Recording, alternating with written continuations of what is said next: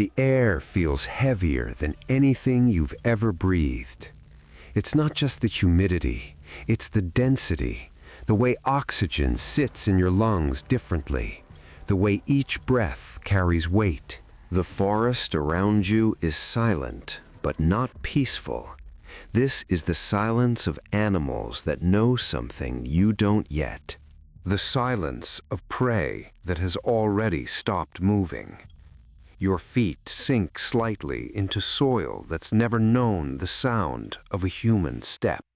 The ground is soft, layered with decomposing plant matter from species that won't have names for another 10 million years. Above you, the canopy filters light in a way that feels wrong. Too green, too thick, too alive with things that rustle without wind. You hear it before you understand what it means. A low, resonant sound, not quite a growl, deeper than that. It vibrates through the earth beneath your feet, travels up through your bones, settles somewhere in your chest where instinct still remembers how to be afraid. You are standing in California, approximately 15,000 years ago, the Pleistocene epoch, and you are not alone. The landscape around you would be recognizable to modern eyes, but only just. This is California before cities, before farms, before humans reshaped the continent. The valley stretches wide, dotted with oak woodlands and sprawling grasslands that ripple in waves under a wind that smells of sage and dust and something else, something metallic and organic that your brain can't quite categorize. The temperature hovers around 65 degrees, but the air carries a chill that penetrates. This is the tail end of the last ice age, and even though you're far south of the glaciers, you can feel their presence in the atmosphere. The sky above is impossibly clear. No light pollution, no contrails, just a dome of blue so deep it borders on violet, and a sun that feels closer than it should. Around you, the vegetation grows in ways that seem subtly wrong. The grasses are taller, thicker, the shrubs more robust. Everything here is adapted to a world where megafauna, animals weighing thousands of pounds, move through the landscape like living bulldozers, constantly reshaping the terrain. In the distance, perhaps a quarter-mile away, you can see a herd of massive shapes. They're too far to identify clearly, but their size is unmistakable. Columbian mammoths, maybe, or mastodons, each one the size of a modern elephant, but built heavier, lower to the ground. They move slowly, methodically, their daily existence a testament to the brutal mathematics of caloric intake and survival. Closer, much closer, you catch movement in the oak grove to your left.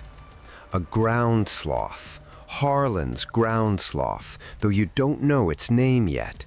It moves through the understory with surprising grace for something that stands 8 feet tall and weighs close to a ton.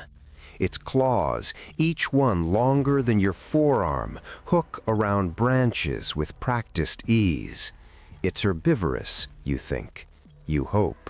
But that's not what made the sound. The vibration you felt came from something else. Something that views the ground sloth, that massive clawed creature, as food. You notice the silence has changed. Before, it was anticipatory. Now, it's absolute. Even the insects have stopped. The ambient hum of cicadas and beetles that you didn't realize was there until it vanished, gone. The birds that were calling from the canopy, silent. The ground sloth has frozen mid-reach, its massive head turned toward something you can't yet see. Then the smell hits you. It's not the clean, almost antiseptic smell of a modern zoo. This is raw, musky, the concentrated scent of a carnivore that doesn't bath, doesn't move upwind of prey, doesn't care about masking its presence because nothing in this world can challenge it. The smell carries notes of old blood, of meat digesting in a powerful gut, of territory marked and defended. Your eyes follow the sloth's gaze. At first, you see nothing, just the dappled shadows of the oak grove, the interplay of light and dark that makes shapes uncertain. Then the shadows move wrong. Not shadows, fur. Tawny, marked with faint spots that blur its outline against the vegetation. The pattern isn't as dramatic as a modern leopard. It's more subtle, designed for these specific trees, this specific light, this specific method of hunting. The coat shifts as muscles move underneath, and you realize you're looking at an animal that weighs somewhere between 400 and 600 pounds, depending on subspecies and sex. This one is large, very large.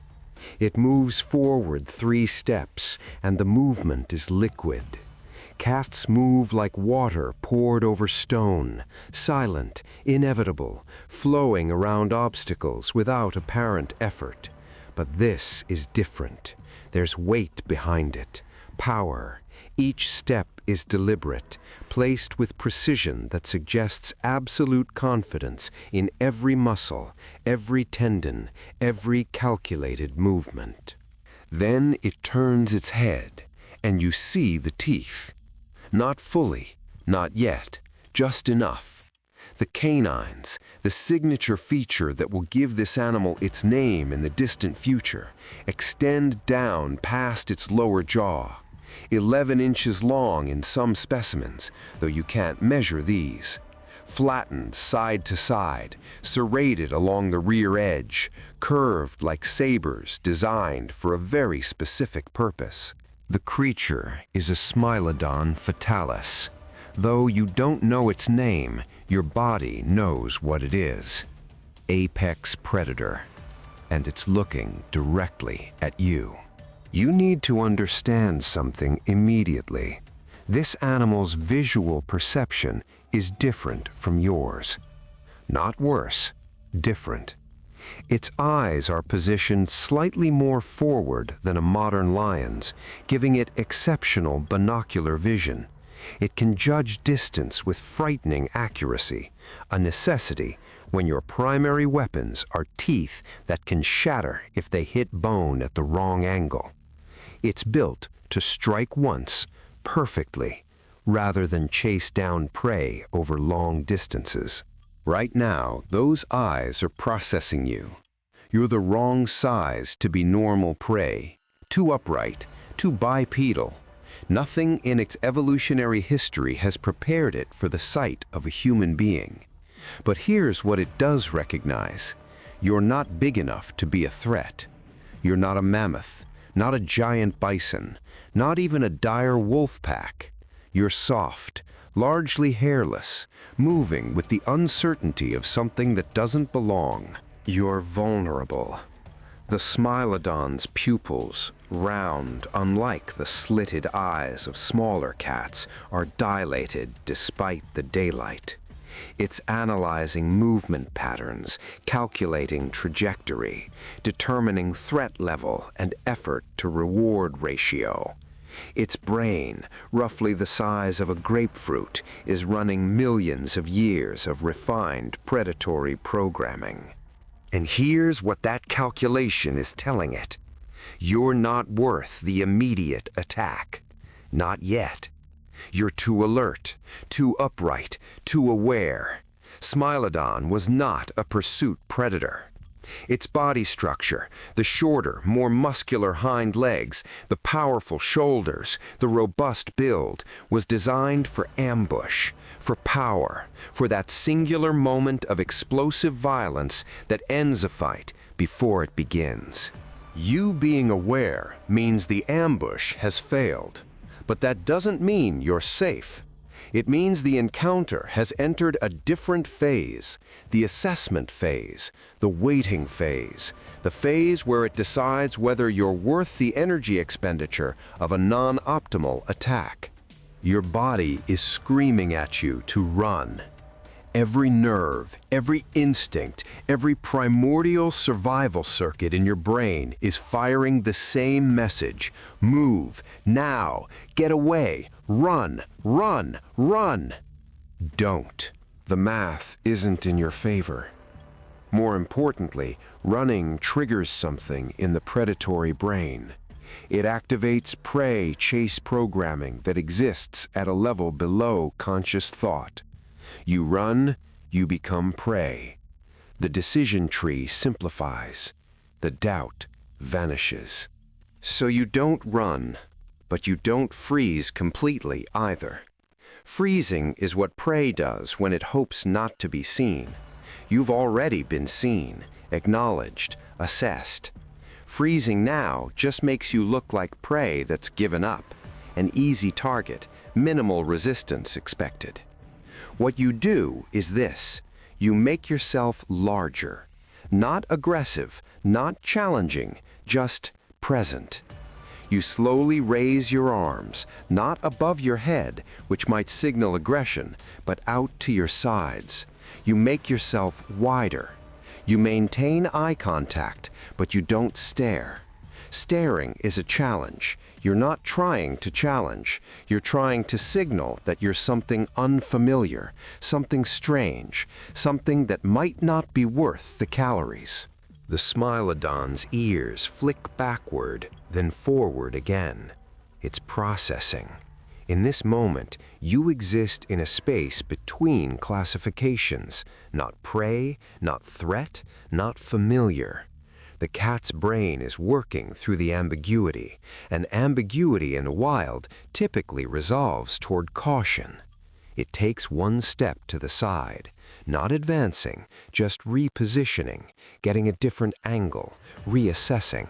Behind you, perhaps 50 yards distant, you hear crashing through underbrush. Something large is moving without care for noise or concealment. The sound grows louder, closer, accompanied by deep grunting sounds and the snap of branches. Whatever it is, it's moving fast, and it's moving in your direction. The Smilodon's attention shifts immediately. Its ears rotate backward, tracking the sound. Its body language changes, less interested in you, more focused on whatever is approaching.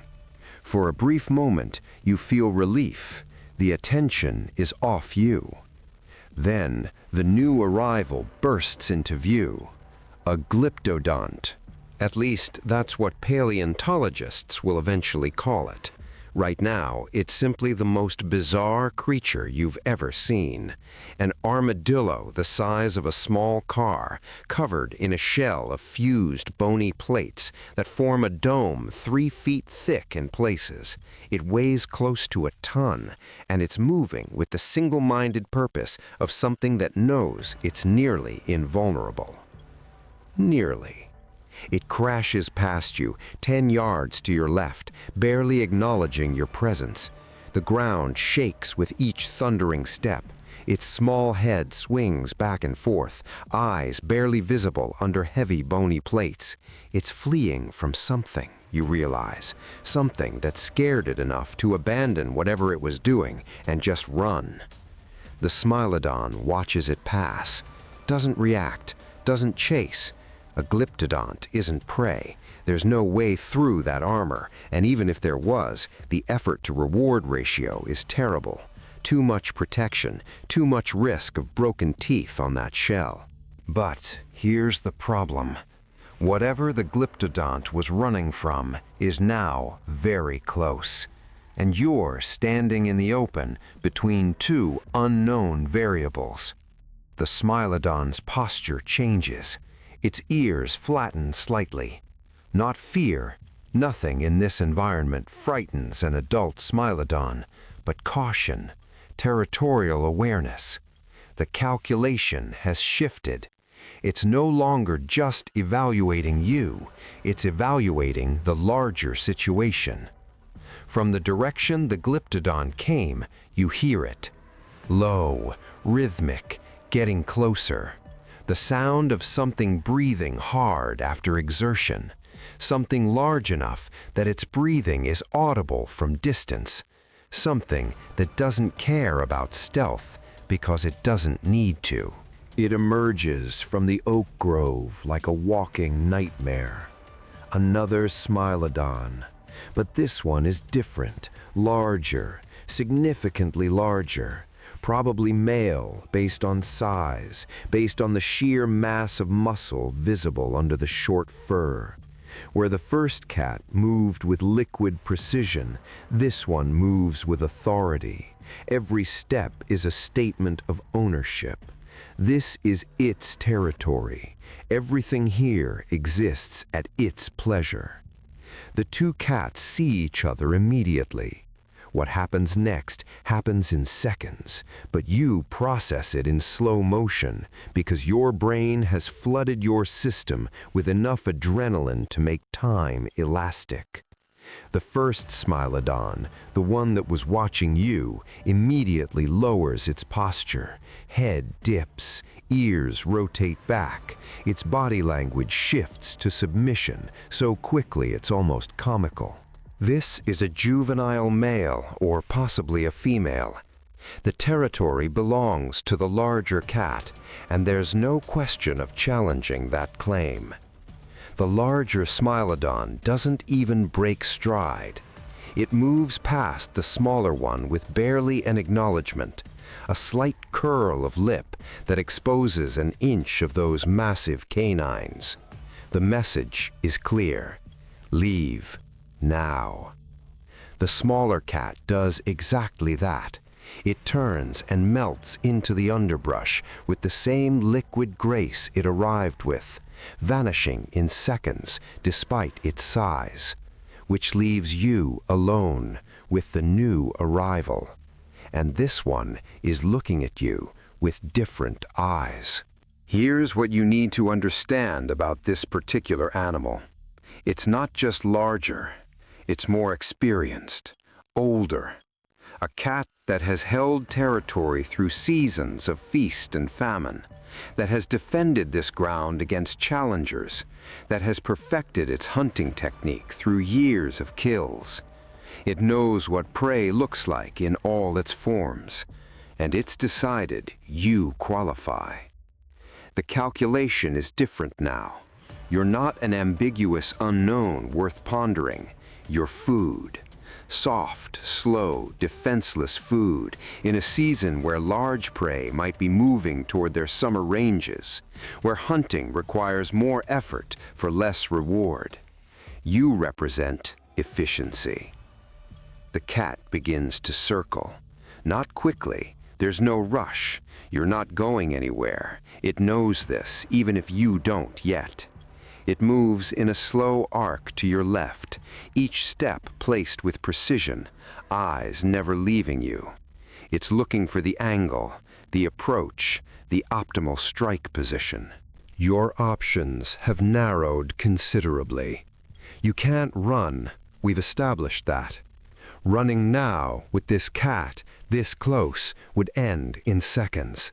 Your sprint would cover maybe 20 yards before 300 pounds of muscle and fang caught up to you. You can't fight. Nothing in your modern, toolless hands can threaten a creature built of bone density and muscle mass that evolution refined over millions of years specifically for killing things much larger than you. You can't hide. You're in relatively open ground, and even if you reached cover, this animal hunts by scent and sound as effectively as sight. So what can you do? You do something the cat doesn't expect. You advance. Not running, not charging, but walking, deliberately, directly toward it. You're breaking the script. Prey doesn't advance. Prey runs or freezes. You're doing neither. You're moving into the space between categories again, forcing the predator brain to recalculate. The Smilodon stops. Its ears flick forward. The circling halts. For 3 seconds, an eternity in this context, it simply watches you approach. You're not acting like food. Food doesn't do this. Food doesn't walk toward death with apparent purpose. You maintain eye contact. You keep your arms spread. You make yourself as large and strange as possible. You're essentially gambling everything on the cat's cost-benefit analysis, hoping its brain decides that something this weird might be more trouble than it's worth. For a moment, the gamble seems to pay off. The cat takes one step backward. Then the wind shifts. Until now, the wind has been in your favor, blowing from the Smilodon toward you, carrying its scent to your nose rather than yours to its. But weather in the Pleistocene is chaotic, unstable. A thermal shift, a change in air pressure, and suddenly the wind reverses. Your scent reaches the cat's nose. Its nostrils flare. The jaw opens slightly, pulling air across the vomeronasal organ, a sensory structure that modern cats still possess, one that analyzes chemical signals in a way humans can barely comprehend. In that instant, the Smilodon learns everything about you. It learns you're afraid. The scent of adrenaline and fear sweat is unmistakable. It learns you're omnivorous, not a predator. Your diet written in the chemistry of your skin. It learns you're not from here, not from this time, not from this place. Every animal in this ecosystem carries a scent signature the cat recognizes. Yours is alien. But most importantly, it learns you're alone. No pack, no herd, no social structure to defend you or retaliate for your death. You are a singular organism, unconnected to anything the cat needs to fear. The backward step reverses. The Smilodon lowers its head. Shoulders roll forward. Haunches gather. This is the posture that has preceded 10,000 kills. The body language is unmistakable even across species, across millions of years of evolution. Every prey animal that has ever lived recognizes what's about to happen. You have approximately 2 seconds. Your options have collapsed to essentially nothing. But nothing is not zero. You do the only thing left. You vocalize. Not a scream, not a shout, but a sound. Loud, sudden, harsh. You make yourself as acoustically strange as possible. You bark, you roar, you produce a noise that has never been heard in this valley before this moment. The cat flinches. Just slightly, just enough. The coiled spring of muscle releases, but the commitment is partial. Instead of the explosive launch that would close the distance in a single bound, the Smilodon makes a half jump, a burst of speed that covers half the distance and then stops. It's 10 feet away now, close enough to see the individual whiskers, each one thick as wire. Close enough to see the scarring on its muzzle, the white lines where fur no longer grows, evidence of fights survived, prey that struggled. Close enough to see that the canines, those famous sabers, are actually slightly yellowed at the base, worn smooth from a lifetime of use. Close enough to smell the meat on its breath. The cat's lips pull back, not a snarl, just exposure, letting you see what's coming. The canines are even longer than you thought, 11 inches at least, possibly 12. They're flattened laterally, thin front to back, but wide side to side, built to penetrate between ribs, to sever arteries, to deliver death with surgical precision. Here's what would happen with those teeth. The Smilodon wouldn't bite like a modern lion. Lions kill with suffocation, clamping jaws over nose and mouth until prey drowns in its own panic. This cat can't do that. The canines are too long, too fragile for sustained pressure. Instead, it would grapple you. Those massive forelimbs, more powerful than a modern lion's relative to body size, would wrap around your torso. The claws, retractable like all cats, but each one thick as a finger, would puncture through clothing, through skin, anchor into muscle, and hold you immobile. Then the bite. Not to your throat in the way movies show, to the side of your neck, angled down. The jaw would open impossibly wide. The cat's temporal muscles are attached further back on the skull than modern felids, allowing for greater gape. The canines would enter your neck like blades, sliding between vertebrae, guided by proprioception refined over millions of years. They would sever your carotid artery, cut through your jugular vein, possibly nick the spinal cord. You would lose consciousness in under 10 seconds, die within 30. The cat would hold the bite until your heart stopped, then begin feeding on the soft tissues, organs first, then muscle. Nothing would be wasted. A Smilodon needs approximately 15 pounds of meat per day.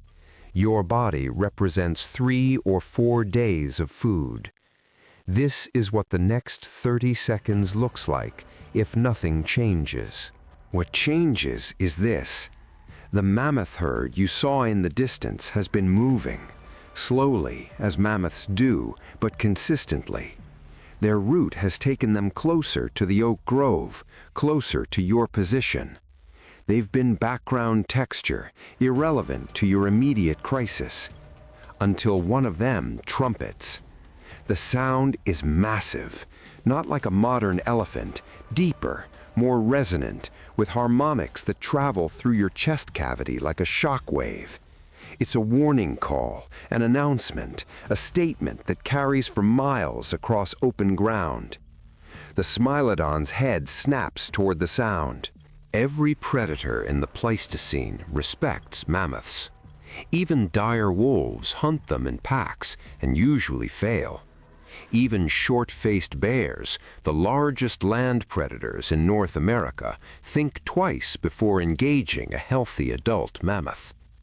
The tusks on these animals can span 14 feet and weigh over 200 pounds.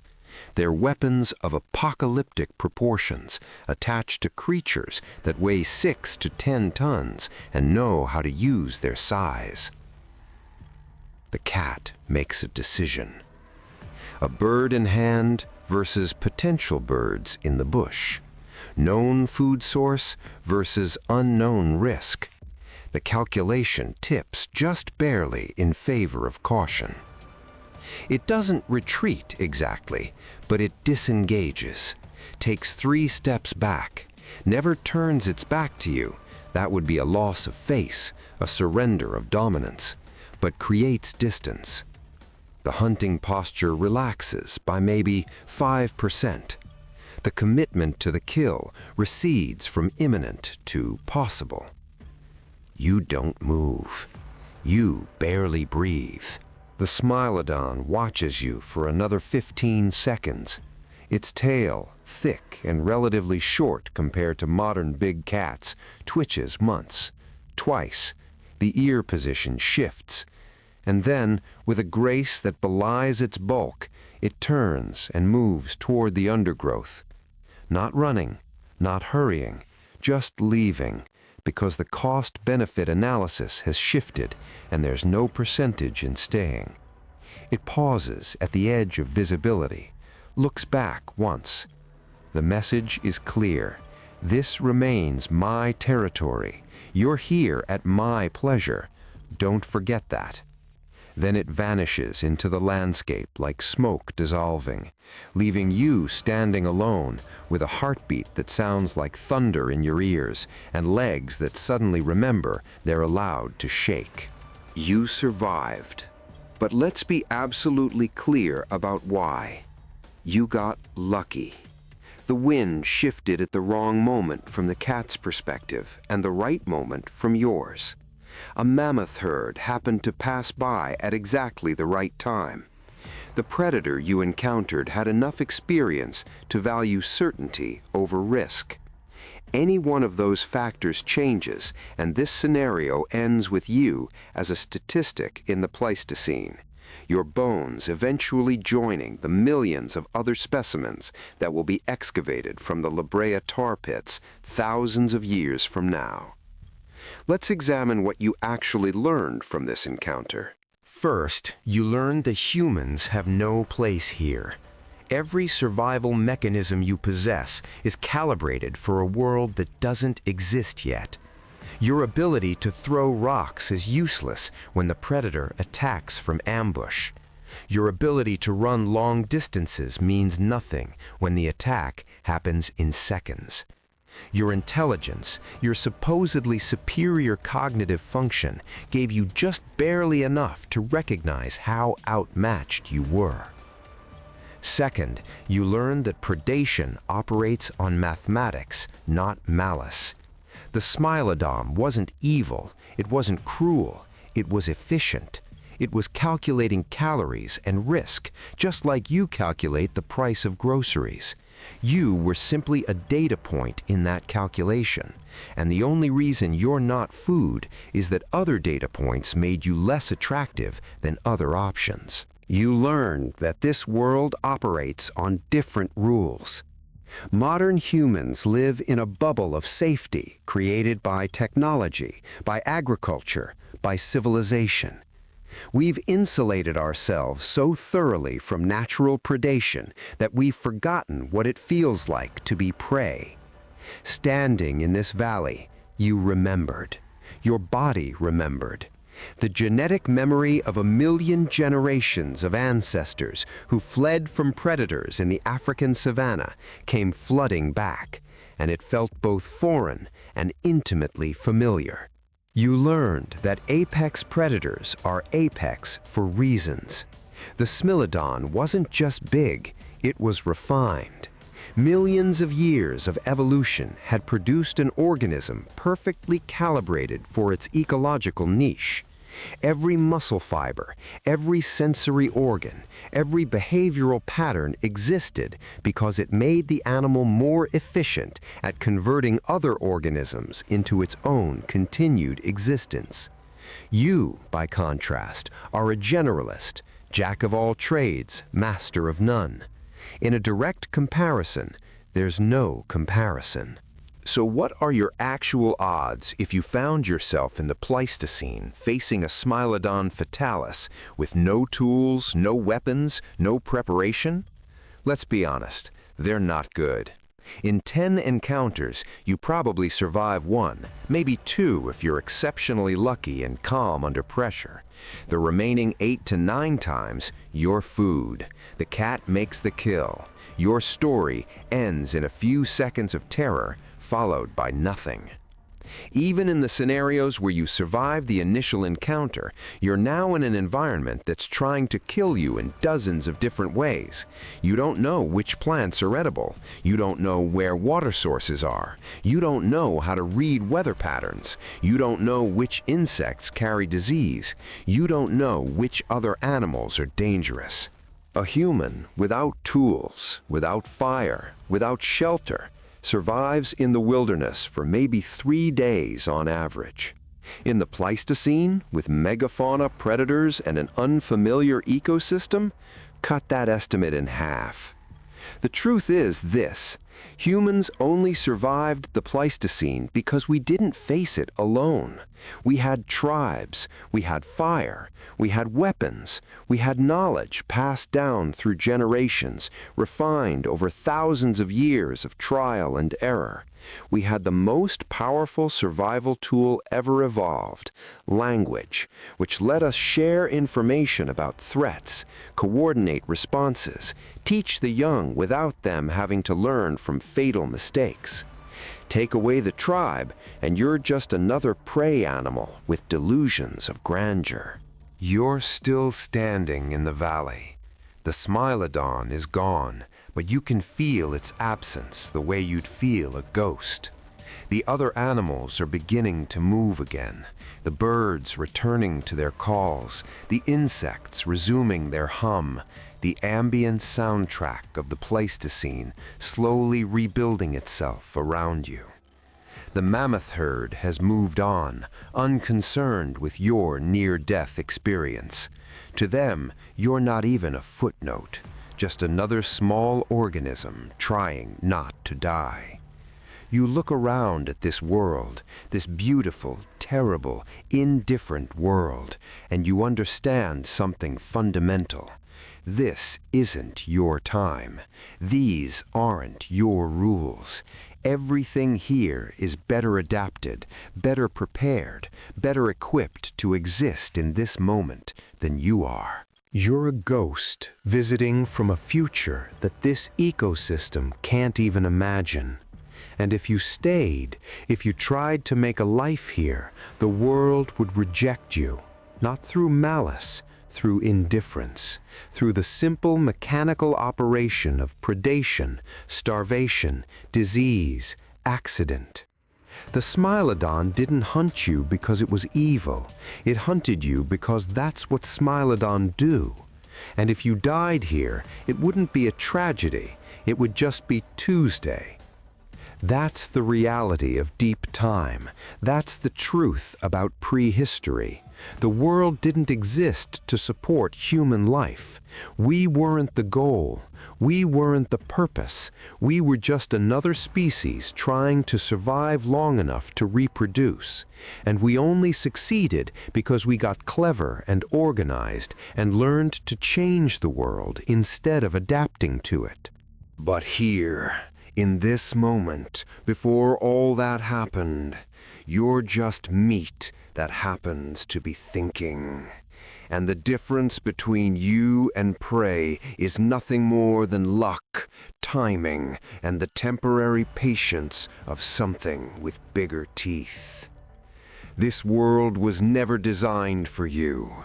You weren't meant to exist here, and every creature that looks at you knows it instinctively, the way they know which way is up and which berries are poison.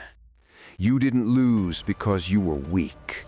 You lost because evolution chose a different side. And the only reason you're still breathing is because, for just a moment, the math worked out in your favor. Don't mistake that for victory.